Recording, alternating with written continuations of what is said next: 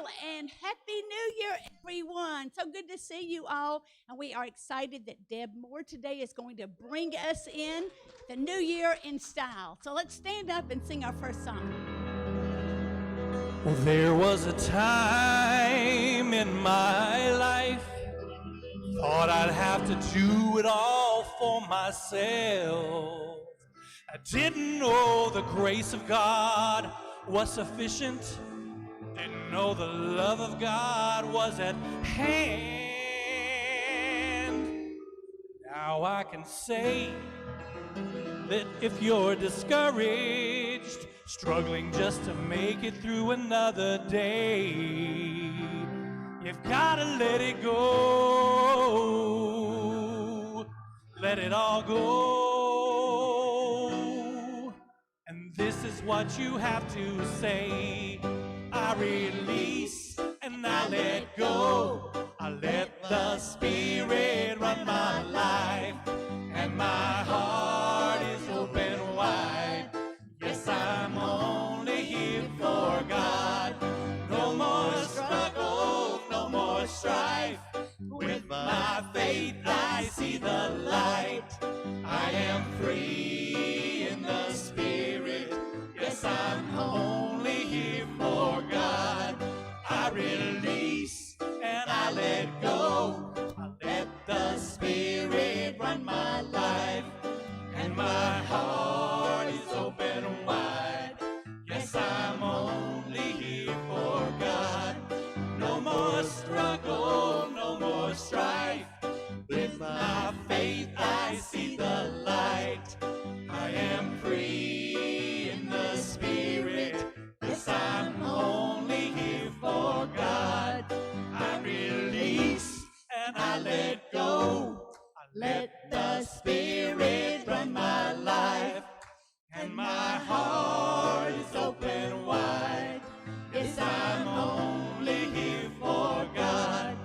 No more struggle, no more strife. With my faith I see the light. I am free in the Spirit. Yes, I'm only here for God. I am free in the Spirit. Yes, I'm only here for God.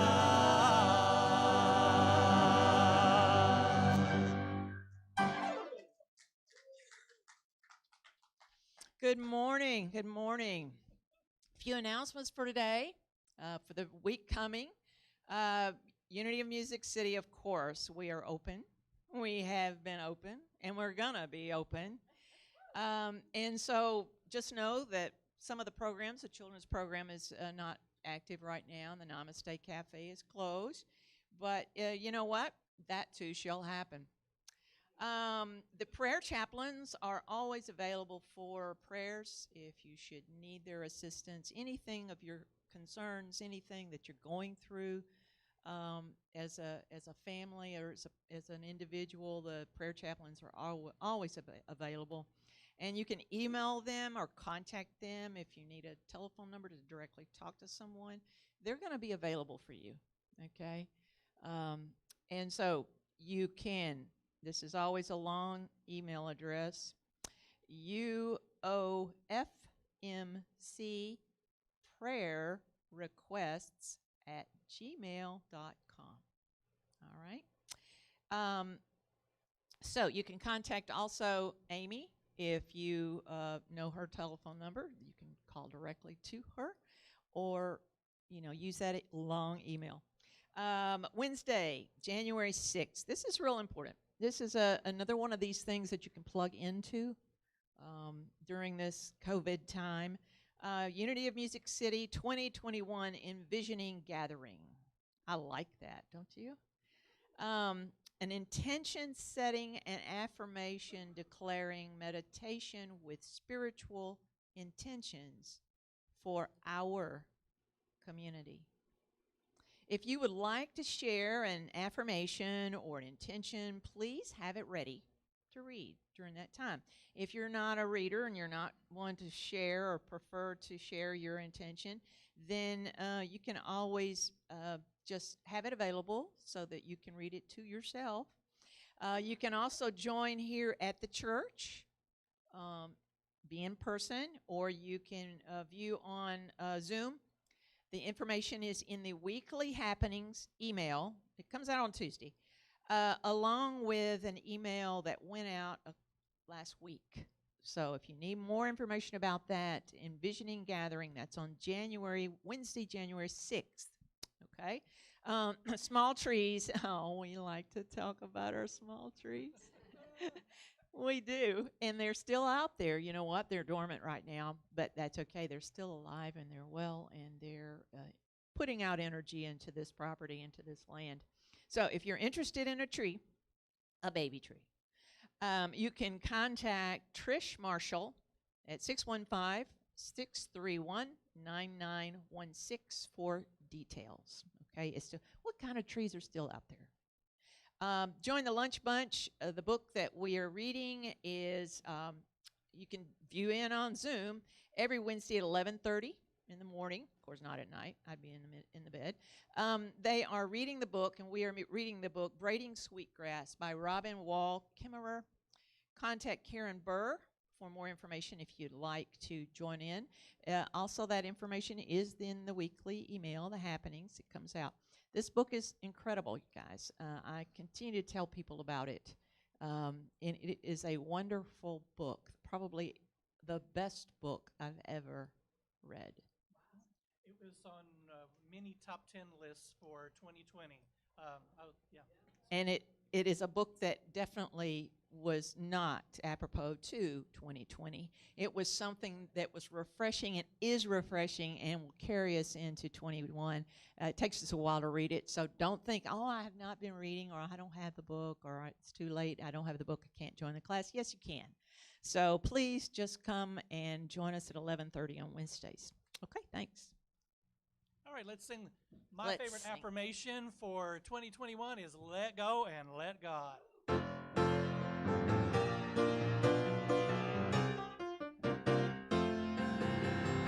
Some days I do, some days I don't, some days I will, some days I won't, some days I sink, some days I float, some days I get real smart, hit by this quote. Let go and let God. Let go and let God. Let go and let God be in charge. And let my worries go. Let go and let God. Let go and let God. Let go and let God be in charge. And let my worries go. Some days I'm up, some days I'm down, some days I smile, some days I frown, some days I work, some days I play, some days I get real smart, but here's what I say. Let go and let God. Let go and let God. Let go and let God be in charge. Let my worries go. Let go and let God. Let go and let God. Let go and let God be in charge. And let my worries go. Let go and let God be in charge, and let my worries go.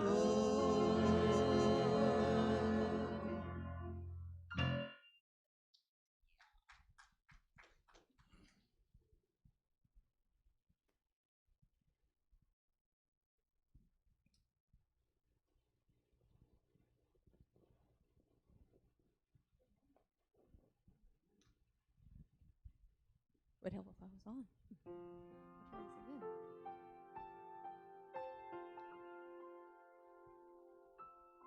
Our daily word this morning is living from my divine nature, I begin again.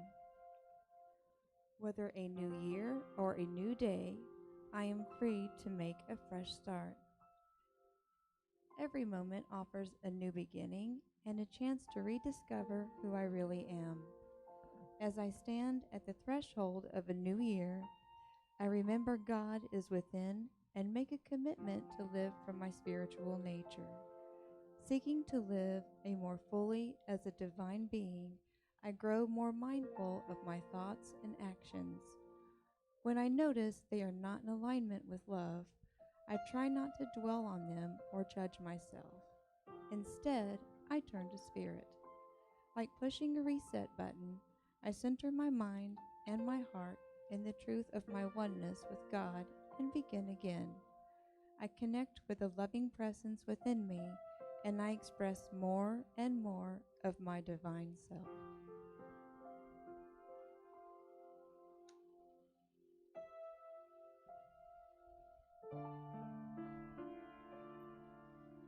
Every moment I can begin again.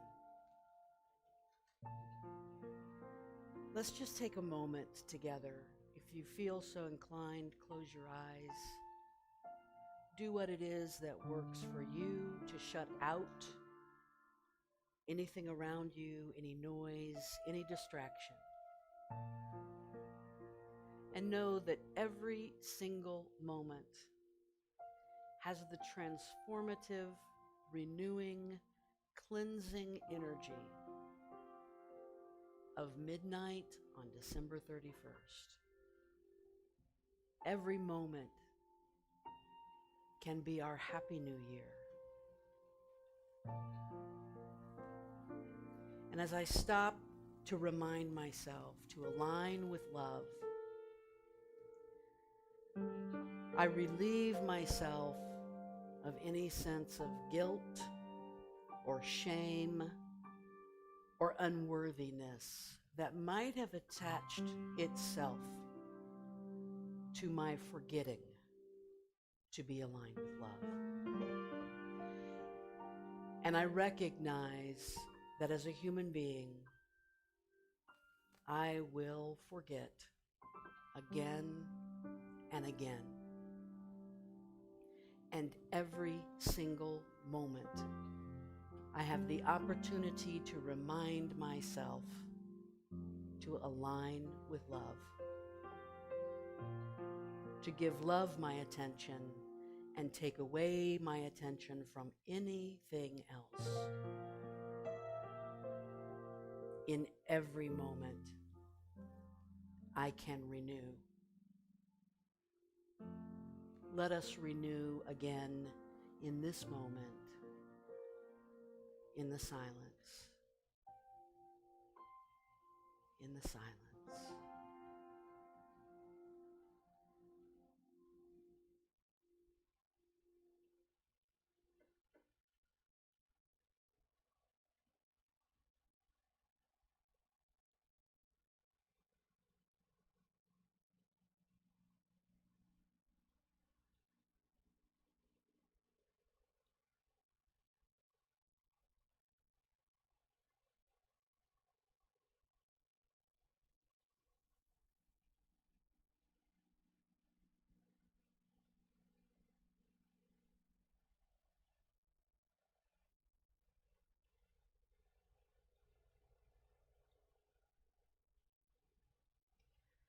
And this opportunity to reconnect with divine love is something that we do not ever have to wait for. We don't have to count down. We don't have to mark days off of calendars. All we have to do is be still and know.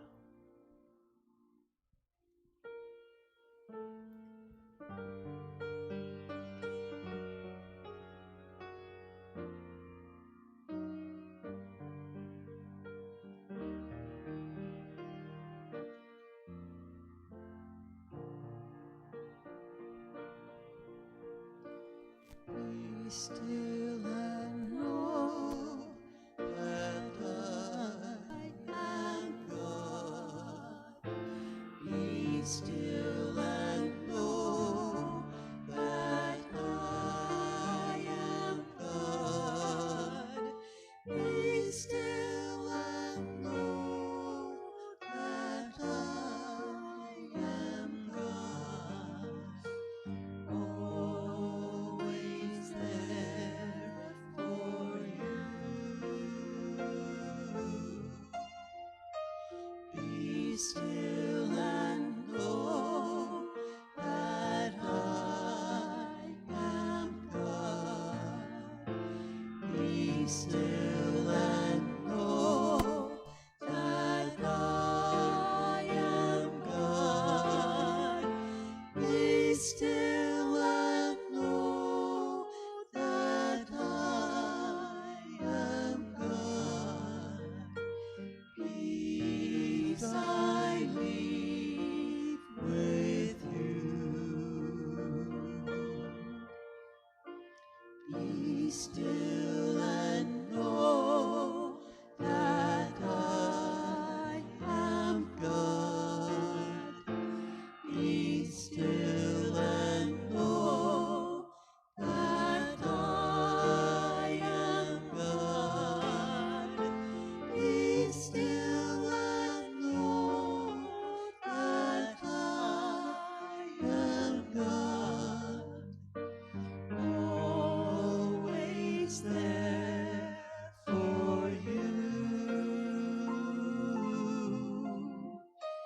Be still and know that I am God. Be still and know that I am God. Be still and know that I am God. Peace I leave with you.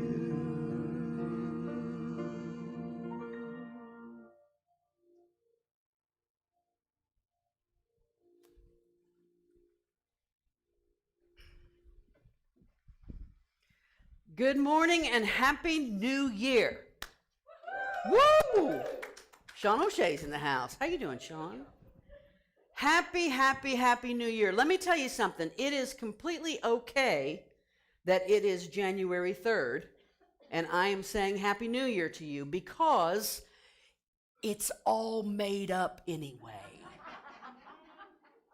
Right? It's all made up anyway. As a matter of fact, I was kind of doing a little research on it to make sure that I wasn't speaking out of turn, but I found out that I believe it was about 45 years before the Christian era that Julius Caesar decided to kind of clarify the Roman calendar that was happening at the time and gave us the Julian calendar. And then sometime in the 16th century, I believe, we got the Gregorian calendar that we use today, that's used around the world. But someone had to say, we're going to call this Monday, right? And we're going to call this Tuesday. And by the way, here's how long the months are going to be, and we're going to name them after a bunch of old Norse gods.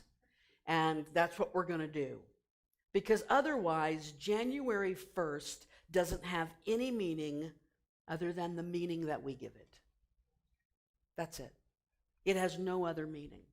And in fact, before Julius Caesar, there were calendars. The Assyrians had a calendar, and the Sumerians had a calendar, and the Hebrews had a calendar, right? Orthodox Jews, I believe, still follow the Hebrew calendar and honor the months of the Hebrew calendar. And all of these other calendars, besides this Julian and Gregorian one, they tended to pay a whole lot more attention to the moon. The Gregorian calendar Julius Caesar separated us away from paying any attention to what the moon was doing when we adopted this new calendar. We've got another new year coming up because of that, and that's the Chinese New Year that's coming up. So if you missed out on December 31st, If you didn't get the chance to release everything you need to release, guess what? You've got another opportunity. You might have just about as many opportunities as you want, quite frankly. The Chinese New Year, and I think I got a little, there we go, there's my Chinese dragon. Chinese New Year is also known as the Spring Festival because their New Year is the harbinger of the coming spring and new life, which makes a lot of sense to me. And it actually lasts about 15 days, this Spring Festival, and it starts, the first day of the Chinese New Year is on Friday, February 12th, and it's going to be the year of the ox this year. It is set as the first day being on the new moon that appears between January 21st and February 20th. So whatever new moon happens then, that's the start of the Chinese New Year. It lasts for 2 weeks. It ends in the Lantern Festival. Perhaps you've seen that image of lanterns lit at the Chinese New Year. It's a very festive occasion, right? It really makes more sense, frankly, to follow the moons. A lot of us in Unity have kind of been drawn to pagan, American Indian, Celtic cultures that still find a way to honor the natural ebb and flow and change of things. Even in the Christian world, you know, Easter is still set by the moon. Easter is the first Sunday after the first full moon after the spring equinox, which is why sometimes it's really early and sometimes it's really late. Regardless of which calendar you follow, any time that you deem to be the passing away of the old and the welcoming of the new is your new year, I suppose. And that can happen any day, really. We can make it any time we wish. Historically, here at Unity, we've participated in a burning bowl service on New Year's Eve. We weren't quite able to do this year because we are so virtual. But I anticipate a time when we'll all be gathered together again for a burning bowl of some sort. Yesterday, actually, my sister was in town and her husband, and we stood outside, Nikki and I and my sister, and we did our own burning bowl around our fire pit yesterday and was able to release some stuff we were ready to let go of from last year. I'm not sure who invented the burning bowl. I think it might have been Native Americans. It might come from a culture. It's in so many different cultures. That idea of throwing the old into the fire is so widespread that I'm not sure we even know exactly who invented it, but a lot of people use it. Pretty much every Unity church I've ever known of does a burning bowl. The Unitarians do burning bowls. Shamans do burning bowls. Native Americans, you can find yoga studios that'll do a burning bowl for you, right? Reiki clinics, whomever, they'll do it. The virtual burning bowl this year, we have to do individually. We were going to have a little burning bowl up here, but we decided this is a totally virtual burning bowl this year. And you can do this at home. It doesn't have to have been on December 31st. Many of you probably did it on your own at home. But it's not too late, is what I want to tell you, for you to participate in a burning bowl of your own. So the first thing I'm going to tell you is, if you do this at home, I have to say this: I am not instructing you to light a fire, and you need to be safe, right? So we got that. Our lawyers made us say that, actually. But at any rate, if you're going to do it, find a fire-safe bowl, use an outdoor fire pit. Simply and safely burn a piece of paper in a candle's flame if you want to. Just be sure you have a plate or a sink or something ready to catch the burning piece of paper. So here are some very casual directions for that, and most of you probably already know most of this, but there's a couple of added elements, I believe, from what I've participated in before. Here's the simple path that you should follow. Write down everything you wish to leave behind. Some people actually say that it's more powerful to draw a picture or find a picture of something. If you can draw, now I can't make a circle, right? I can't draw a straight line. I can't forget it. But if you can draw, that might be much more powerful for you. Write it all down, and then as you're standing before your fire, be sure to call in all of your divine support. Call in your angels, call in your ancestors, your higher self, God, your spirit guides, the universe. I call them all in. Anybody who'll come, I'll call in. Except for, if there's any negative ones running around out there, they can stay where they are. I'll call them all in and say, support me in this endeavor to let go. And then ask the spirit of the fire to accept what it is you're ready to release. I don't think I haven't seen that part of it. When I was looking up different ideas for burning bowls this year, that was something that I had never thought to do before. But what a beautiful, and it feels very Native American, doesn't it? Let's ask the spirit of the fire to accept what we're ready to release and to do its work with it, to consume it and refine it. Then place each item into the fire, and if you can, maybe speak each item as you place it into the fire. Make sure it's right there with you. I am putting this into the fire. I am letting go of this. If anything else comes up while you're doing this that you didn't write down, just speak it at that moment into the fire. It's as good. The fire knows. The ancestors know. They'll take that as well. And as always, when you're finished, be sure to have gratitude. To thank the fire for taking what you were ready to let go of. To thank your angels, your divine supports. Gratitude is the offering that we give to the energies of the universe that have taken our burdens. So we say thank you. And of course, as always, be safe. Put out your fire before you go to bed, all right? We've participated in a lot of those of us who've been around Unity for a while. I remember, if Missy Bratton is watching, she was always our fire tender, right, for many, many years. And she could build it. That Girl Scout in her could build the best fire. And we've participated. Pat Upchurch would sing I Release and I Let Go, I believe, which Ryan did for us this morning. And we've participated in a lot of these. And I'm happy to tell you that 2020 has actually provided us its own burning bowl. So this year has provided the dumpster fire into which we can pour all of it. You know what? It's already a dumpster fire. We might as well put our crap in there too, right? Might as well just let it all go. I've seen some people joke that future history education will have 2020 as its own separate semester. You'll have before the Civil War, after the Civil War, and 2020.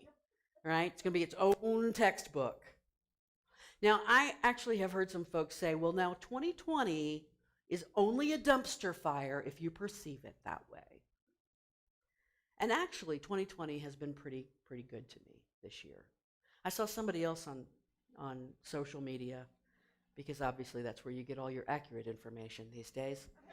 Someone else on social media said, please be very cautious and aware before you start throwing out there that actually 2020 was a really good year for me because a lot of people suffered.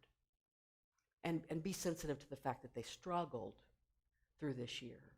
And I think that for those of us who have focused for many, many years on positive thinking, we sometimes do lose, we have the potential to lose an edge of compassion at times in our thinking positively. So I've had a pretty good year, but I can also be aware, I can hold the paradox of positive thinking in one hand. There has been good that has arisen out of this. There's been a blessing in every challenge. And at the same time, and I can also see the reality of what people had to live through this year and what people have had to step up and take and endure and the fear they've sometimes had to face, right? We want so desperately to live without suffering. And sometimes our positive thinking can become a kind of delusion that we allow ourselves to step into and not come face to face with the reality. Here's what it is for me. Positive thinking for me is not about ignoring the reality that's going on. It's about being able to be centered and peaceful in the midst of it, while embracing it and knowing it and seeing it and being able to hold compassion for others as they are going through it.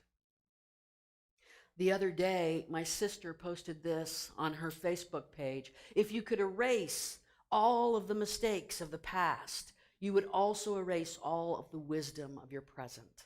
Remember the lessons, not the disappointment. And I would say if we could erase all of this challenge, we would also erase and lose so many gifts we are going to ultimately reap. Some of them we've already reaped. Others are yet to come. Others we have yet to learn.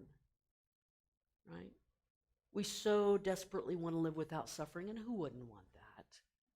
We, of course, would all want that. But sometimes the very growth that we seek, desperately seek, is buried underneath that challenge.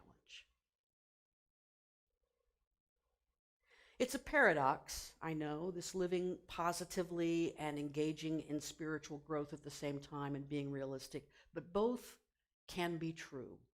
Both are true. In addition to everything that has happened in the larger world, and we know about all of them. There's a Netflix special we watched last night. It's kind of a farcical comedy called Death to 2020. I recommend you watch it and maybe have a glass of wine while you do so. And laugh, because that's really all we can do at the end of this year, right? It's just kind of like, let me find a way to laugh. But there have been a lot of folks who've also dealt with really personal issues. For a lot of people, this very experience has brought up deep down personal stuff they've had to deal with. You know, I've got colleagues and coworkers and students who have dealt with new levels of anxiety and depression and not really sure what's going on. Nothing is as it was expected to be. Nothing, we are all experiencing something that none of us have ever experienced. We have no frame of reference. And we're going through it collectively. And individually, this has been tough for some folks, right? Being at home, maybe not much to do, nowhere to go. People have been still long enough for some of their own stuff to kind of rise up, come up to be worked through interpersonal issues, misunderstandings, regrets, relationship problems. You know, there have been some families that have struggled with some divisions and relationship problems through this very pandemic and the political era that we live in. Unfulfilled dreams. Back in the 1990s, I read about something called an emotional quotient. This phrase actually was coined in 1964, which is the year of my birth, so I guess, you know, for whatever that means. But it didn't really get a lot of attention until the 1990s. In 1995, Daniel Goleman wrote a book called Emotional Intelligence, and for a while, a lot of psychologists and, you know, self-help kind of folks were talking about the emotional quotient, the EQ, as opposed to the intelligence quotient, your IQ, right? It was a way of measuring your ability to manage your own emotional health and life. It was the ability to recognize your emotions, to name them, to discern between them, to label them appropriately. I don't know about you, but for instance, a lot of times when I feel anger, what I'm really feeling is fear, right? And for my ability to go and recognize what is the emotion I'm really feeling right now. This deals with your ability to use emotional information to make decisions and guide your thinking like an emotional GPS system, right? How to manage and adjust your emotions to adapt to your surroundings. I think I read an article in, maybe it was Psychology Today, or maybe I read a book review about Daniel Goleman's book, and they did a little study with children. I'm not sure if this is a great study. I don't know if it'd get a, what is it, IRB today, or, you know, it wouldn't make it through. But what they did was they brought children into a room one at a time, and they would set a piece of candy in front of them.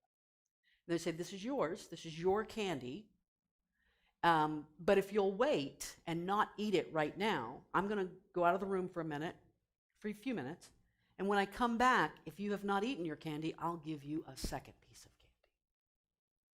And so they did this, you know, this little practice with children. Now, I think there's some problems with it these days because I now have worked in education long enough to know that there are some children who are truly hungry, and asking them to wait might be a little bit unfair, quite frankly. But nonetheless, the idea was to measure their ability to delay gratification.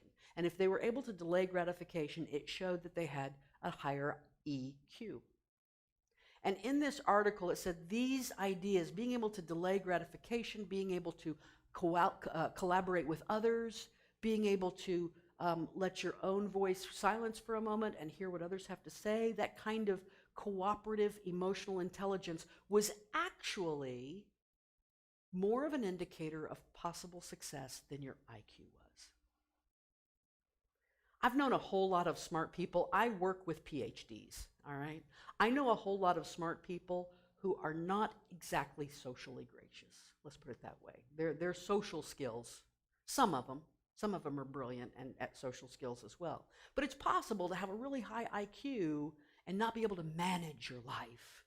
And they say that that ability to manage your life is actually more, it makes you more consistent and more solid and more socially gracious and more able to move in between groups of people. It sounds a little bit like, one of my favorite spiritual guides, of course, is the Four Agreements. And the Four Agreements is pretty much a guide to increased EQ, an increased emotional quotient, right? Don't take anything personally. Don't assume anything. Be impeccable with your word. It's about a social and personal responsibility that we have, and operating within that gives us a pretty solid EQ, I believe. So just this past week, I saw an article by Deepak Chopra. There he is. An article by Deepak Chopra about emotional intelligence, and he was talking in this article how everybody talked about it in the 1990s, and then everybody stopped talking about it. We kind of stopped, we put it aside. We were busy saging our homes, and we didn't have time to talk about emotional intelligence any longer. But he said, just because we don't talk about it as much doesn't mean that it doesn't still have value and power. And we might need to revisit our ability to be emotionally intelligent.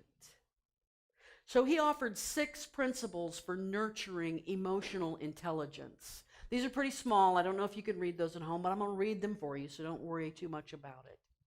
The first one, commit to never complaining, criticizing, or playing the victim. All right, I can go home now, because if we can do that one thing,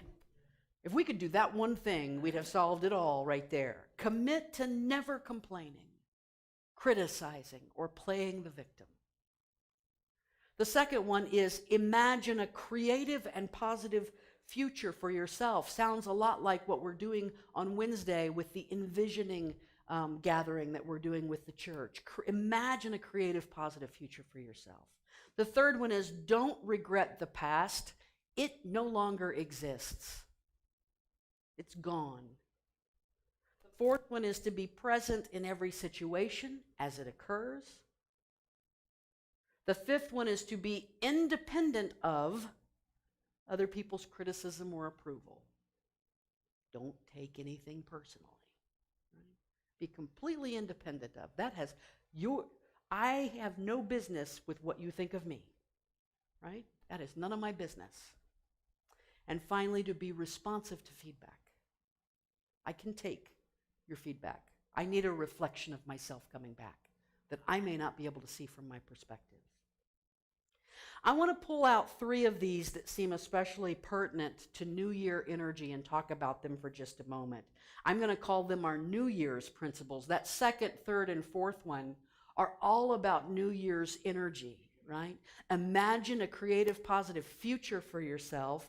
Don't regret the past. It no longer exists. And be present in every situation. Those 3 deal with the future, the past, and the present. And that's New Year's Eve energy right there. So let's break them down one by one. The first one, imagine a creative, positive future. This is the stuff of New Year's Eve, right? Looking ahead to better days to come. Making a resolution to create a better you. I'm going to be just a little bit better in this new year. I had friends years ago whose New Year's resolution every year was to have a little bit more fun this year than we had last year.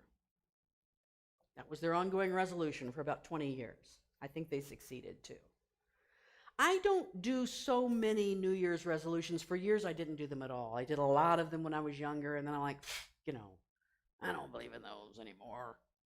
And then I've kind of come back around where I take the opportunity of the New Year energy to help me evaluate my life a little bit and figure out what changes I would like to make. And my New Year's resolutions tend to be a little bit more like, I'd like to lean into this, right? They're not quite as absolute as they used to be. When I make a New Year's resolution like, I am going to eat no sugar, I am going to fail, right? Or I'm going to exercise 30 minutes every day. And then if I exercise 29 minutes one day, I feel like a failure, and I've blown that, so might as well give it up. That's my little perfectionist streak, by the way. I'm going to meditate every morning. For years, I would watch Reverend Denise, right? She got up at, 2:30 in the morning. Not really, probably like 4 in the morning, seriously, and meditated. Spent a couple of hours in meditation and reading and study and all that kind of stuff. And I thought, man, if I was really spiritual, I'd be doing that. And the truth is, I'm not a morning person. I'm just not wish I was. Love it when I get up early in the morning, but that's not me. I meditate at night. That's when my meditative energies flow.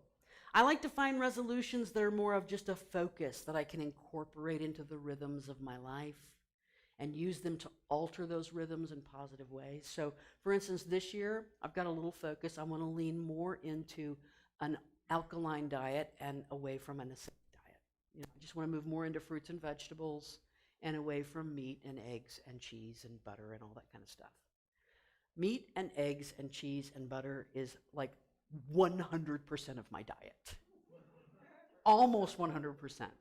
So I know better than to do anything absolute because I know I've let it get way out of hand, and I can just start leaning back in. Let's be a little bit more aware again, because if I tried to say, I'm going to eat no red meat, I guarantee you that 30 days from now, you will find me with half of a bloody rare ribeye sticking out of my mouth, right?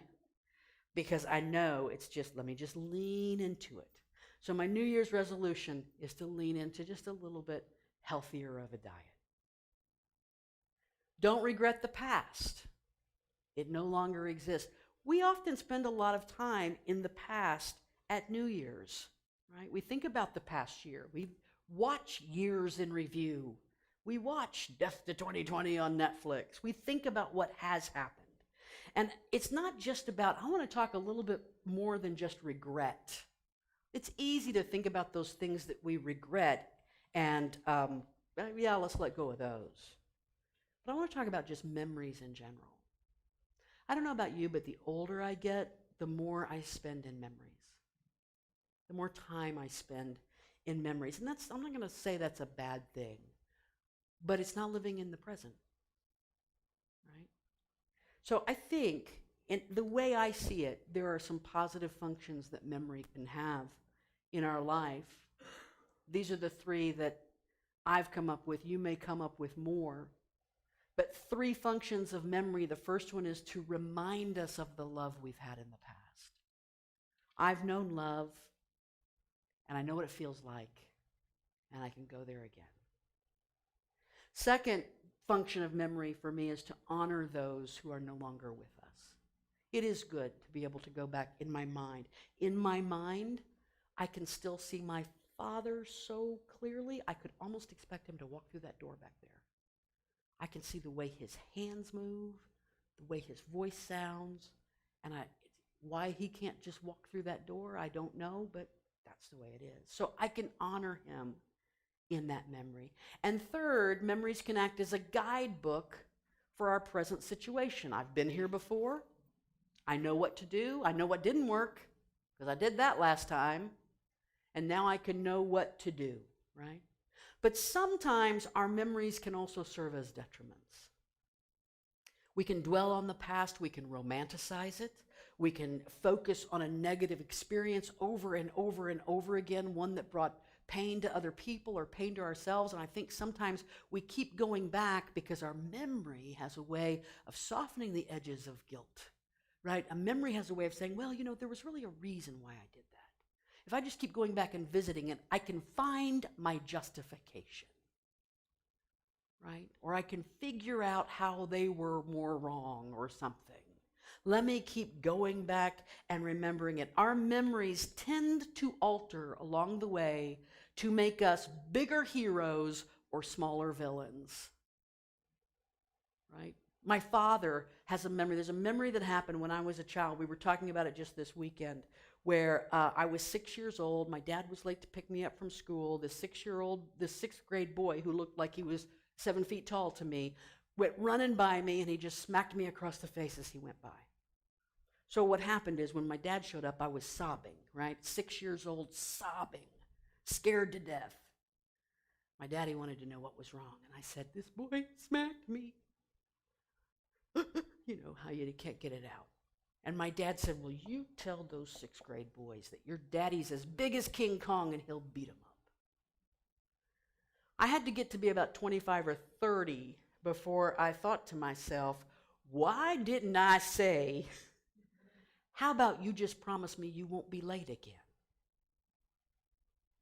Right? Daddy wasn't going to be wrong about it. But my father, what's really interesting is the way my father would tell that story over the years and how it would alter. Because the way I just told it to you is what happened.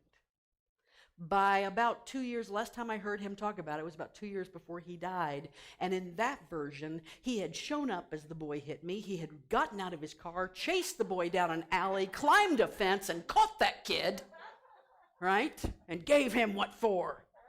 And I'm sure that's what he wished he could have been able to do. And so his memory altered to the point where that's what it was. But nonetheless,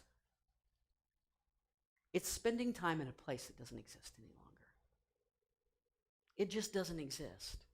One of the items that I put into my burning bowl this year was to release attachments to the past. Not to release the past, I like the memories, they can come and visit, but to release my attachments to it.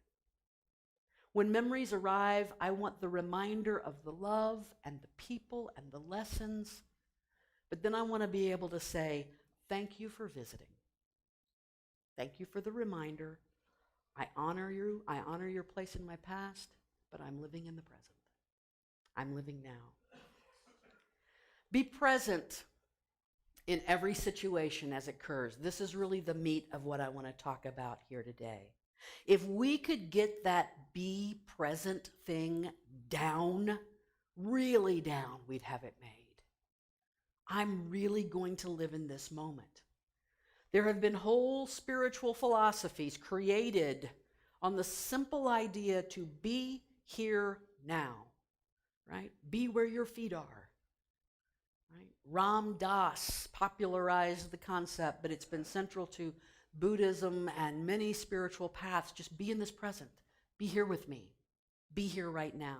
The logical trail from Buddhism is as this. It goes as like this. The cause of all suffering is desire or craving. The opposite of craving is to fully accept the here and now as it is. So the way to exist without suffering is to be fully present. So let's put this all in the context of New Year's. Some arbitrary human-made date that focuses us on the past and focuses us on the future. It gives us the year in the review, and it asks us to make resolutions, right? How do we put that in this perspective? Thich Nhat Hanh said, the future is made up of only one substance, and that is the present moment. By taking care of the present, you are doing everything you can to assure a good future. The most emotionally healthy way to deal with memories is to always remember that they are reflections of times that are past, and those times do not exist in this moment. And I believe the most emotionally healthy way to deal with the future is to stay present. Now, we're getting ready to do envisioning on Wednesday, and we do this. People at New Year's tend to do things like create a vision board, and there's nothing wrong with that. There's nothing wrong with having a vision of where you'd like to go. But can you hold that vision but live right here? Live in this present moment, because if I live this present moment the right way, that vision's going to blow my mind when we get there. It's going to really pop. Sometimes one of the things worth letting go, I offer for your consideration. One thing to think about throwing into the burning bowl are all the expectations, anticipations, desires, and demands that we place on our own future. Let that go. I saw a quote the other day, and I'm going to mangle it just a little bit because I'm just kind of pulling it out of my head right now. I saw a quote by the writer, and I'll think of her name as soon as this talk is over. I saw a quote where she said, now's the time. Don't wait. Don't get to the end of your life and say, I should have written that memoir. I should have written that novel. Go do it. Go do it. Go do it. And it was a good quote. A lot of people were on there going, yep, that's right. I need to hear this. And something about it just kind of felt weird to me. And I got on there and said, and you know what? It's also okay to get to the end of your life and say, I must not have been meant to write that novel. But look at the life I created. Look at the life story I wrote. That's okay too. To let go of all of those expectations. That's a craving that we hold for the future. Right? On December 31st, 2019, there were a whole lot of people wrapped up in the energy of, this is going to be the best year ever. I'm going to travel. I'm going to hang out with my friends. I'm going to try all these new restaurants. I'm going to do this. I'm going to get fit and exercise at the gym. Right? And then 2020 hit. And one of the things 2020 did for us is said, nope, you're going to live in this moment right here. This is the moment I'm giving you. This is what you're living in. Can you learn to do that? The power of the burning bowl, more than years in review or resolutions, is that it gives us the opportunity at a new year to be totally in the present moment, to let go of the past, to not think about the future, to just be in this moment of release. Perhaps for you, this year's burning bowl, wherever you choose to do it, can contain a release from both past pains and future expectations. Let this year's burning bowl bring you fully here, now. Be here, now. And know that you can do this anytime you want because it's all made up. You can do it on January 3rd, or you can do it on January 5th, or March 22nd, or July 15th. It doesn't matter. You can do it every new moon, every full moon. You can do it whenever you feel guided. You can wake up at 3 in the morning with those thoughts running through your head that won't let you fall back to sleep, and you go, you know what? I'm going to get up and do a burning bowl right now, and I'm going to let go of it because this does not have power over my present moment. This is not in my present moment reality. I offer you this burning bowl prayer for 2021.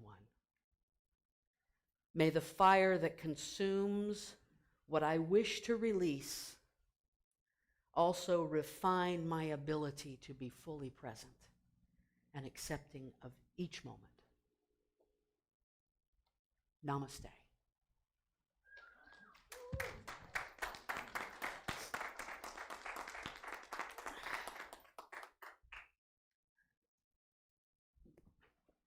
Thank you, Deb. I think that's the perfect lesson to take us into Wednesday nights envisioning. Thinking about where we'll be this year, where we want to go, what we want to do. And also take a moment to reflect on the prosperity that we have in our lives. You guys can come on up. And think about what unity teaches is that prosperity comes from our financial abundance, expected and unexpected. And I don't know about you, but if you've checked your bank account, you may have some unexpected in there. So remember to tithe on that. But we also tithe from our gifts, talents, and abilities. And Unity of Music City needs your tithes in that area also. Look at yourself and say, what are my gifts, talents, and abilities that I can bring to my church?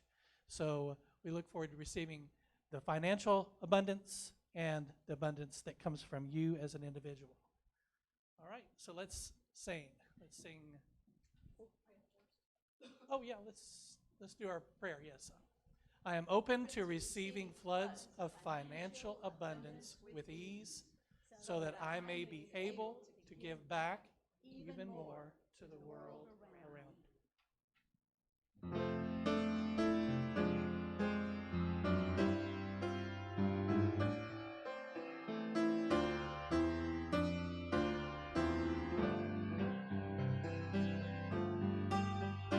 Thank you, God, for opening our hearts and for all we feel.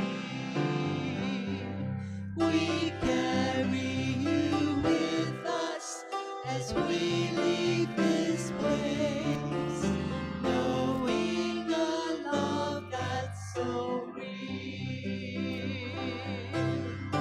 Here in this moment, we stand in our truth. We welcome the peace that it brings. God, as you guide us, renew and remind us that you are the reason we see.